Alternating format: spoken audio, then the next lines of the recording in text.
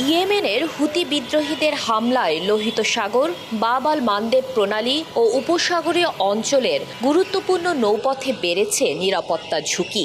আন্তর্জাতিক বাণিজ্যের এই রুট নিরাপদ রাখতে বহুজাতিক সামুদ্রিক নিরাপত্তা জোট গঠনের উদ্যোগ নিয়েছে রিয়াদ। বাংলাদেশও এতে নীতিগতভাবে অংশ নেওয়ার সিদ্ধান্ত নিয়েছে।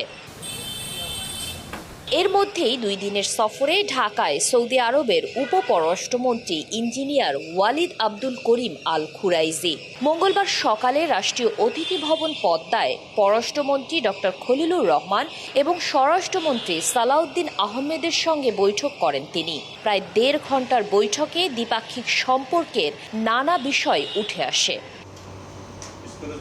বর্তমানে প্রায় 30 লাখ বাংলাদেশি সৌদি আরবে কর্মরত।